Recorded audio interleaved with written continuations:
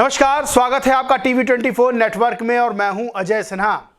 इस वक्त बसपा सुप्रीमो मायावती का गुस्सा 7वें आसमान पर है।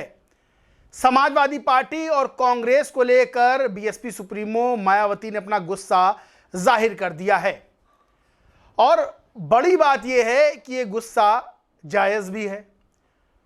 सबको पता है कि कोई भी राजनीतिक पार्टी बनती है तो किसी विचारधारा पर बनती है और उस विचारधारा के जो पुरुष होते हैं उनको वो अपना महापुरुष मानती है, बताए गए उनके दिशा निर्देशों पर, उनके कदमों पर चलती है।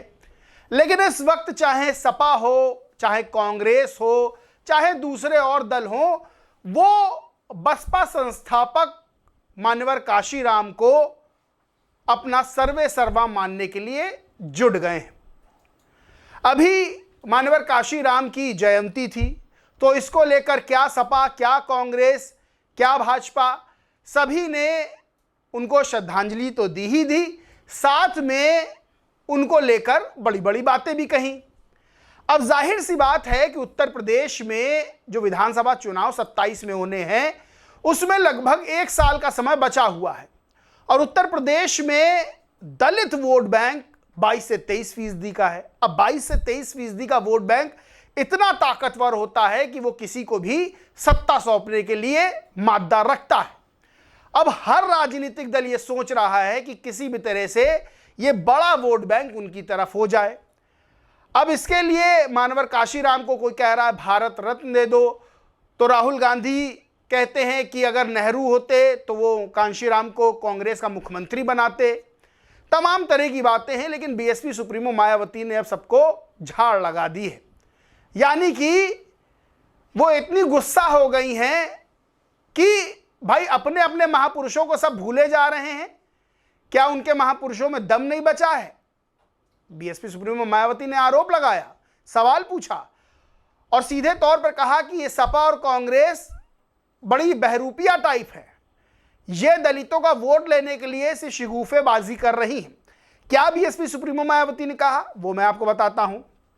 बीएसपी सुप्रीमो ने एक ट्वीट किया और लिखा, सपा व कांग्रेस आदि ये दलित विरोधी पार्टियां इस बार यूपी में विधानसभा आम चुनाव के नजदीक आते ही इनके वोटों के स्वार्थ में बीएसपी के जन्मदाता एवं संस्थापक मान्यवर श्री काशीराम जी की सोची समझी रणनीति के तहत जयंती मनाकर तथा कांग्रेस पार्टी को अपनी केंद्र की सरकार में रहकर इनको भारत रत्न की उपाधि न देकर अब दूसरी पार्टी की सरकार से देने की मांग कर रही है। ये हास्यास्पद नहीं तो क्या है।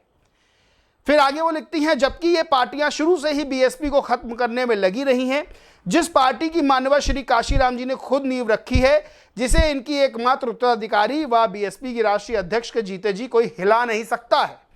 इतना ही नहीं बल्कि इससे ऐसा भी लगता है कि इन पार्टियों के महापुरुषों में कोई जान नहीं रही है, जो अब ये हमारे महापुरुषों को भुनाने में लगे हैं, जिन्होंने मान्यवर श्री काशीराम जी के जीते जी हर मामले में हमेशा इनकी उपेक्षा की है तथा इनके सम्मान में बीएसपी सरकार द्वारा किए गए कार्यों को भी सपा सरकार द्वारा अधिकांश बदल दिया गया।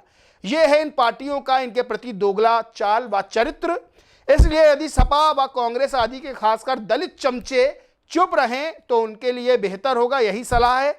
हालांकि ऐसे लोगों से दूरी बनाने के लिए श्री मान्यवर काशीराम जी ने चमचा युग के नाम से अंग्रेजी में एक किताब भी लिखी है। अब बीएसपी सुप्रीमो ने सीधे सीधे कहा कि ये जो मान्यवर काशीराम का नाम जप रहे हैं जो राजनीतिक दल, जो नेता, क्या उनको जो उनकी पार्टियों के महापुरुष हैं उनमें कोई जान नहीं रही? बड़ा सवाल किया है बीएसपी सुप्रीमो मायावती ने और उनका गुस्सा भी साफ नजर आया है और गुस्सा जायज भी उनका कि भाई मान्यवर काशीराम ने बीएसपी की स्थापना की, बीएसपी की स्थापना करने में उन्होंने जी जान लगा दी। बीएसपी सुप्रीमो मायावती को उन्होंने अपना उत्तराधिकारी जीते जी घोषित कर दिया। 3 बार अपने जीते जी उनको मुख्यमंत्री बनाया। चौथी बार 2007 में जब बीएसपी की सरकार बनी, 206 सीटें उसकी आई, तब बीएसपी सुप्रीमो मायावती चौथी बार मुख्यमंत्री बनी।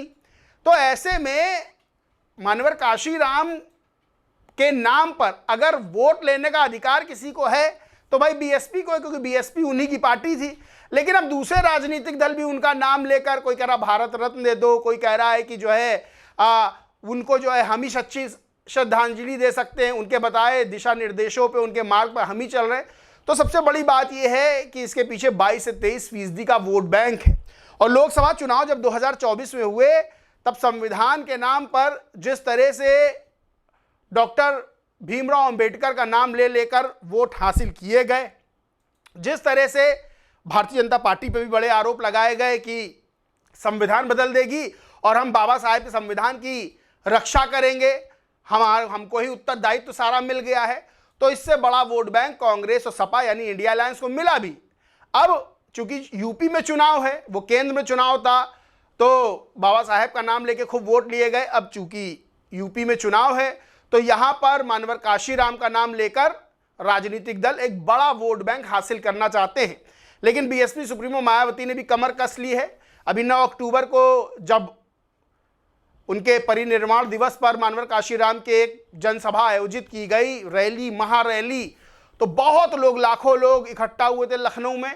और बीएसपी सुप्रीमो मायावती ने ताकत भी दिखाई और कहा भी कि मैं वादा करती हूं कि 2027 में सरकार बनेगी। ऐसे में अब बीएसपी का जो वोट बैंक रहा है, कोर वोट बैंक, उसको कोई दूसरा हथियाने की कोशिश करेगा तो फिर बीएसपी सुप्रीमो मायावती गुस्सा तो होंगी ही। और यही गुस्सा अब उनका दिखाई दे रहा है, जहां वो इतनी तैयारी कर रही हैं कि ये वोट बैंक जो छिटका है वो वापस आ जाए, वहीं दूसरे दल और सेंधमारी उस वोट बैंक में कर रहे हैं। बता दें, लोकसभा चुनाव में 9.5% के आसपास बीएसपी को वोट मिला था, यानी ठीक ठाक वोट मिला था। लेकिन सबसे कम वोट बीएसपी का माना जाता है कि सबसे कमजोर स्थिति में बीएसपी लोकसभा चुनाव में रही। लेकिन 27 में उम्मीद की जा रही है कि बीएसपी कुछ बड़ा कमाल कर सकती है। लेकिन उससे पहले जो दूसरे दल उनके वोट बैंक में सेंधमारी की कोशिश में लगे हुए हैं मानवर काशीराम का नाम लेकर, तो फिर बीएसपी सुप्रीमो मायावती ने भी उन राजनीतिक दलों को आईना दिखाने का काम किया है। इस पूरे मामले पर आप क्या सोचते समझते हैं, कमेंट करके जरूर बताएं। वीडियो अच्छा लगा तो लाइक करें, ग्रुप शेयर करें और चैनल को सब्सक्राइब नहीं किया तो सब्सक्राइब करके बेल आइकन जरूर दबा लें। धन्यवाद।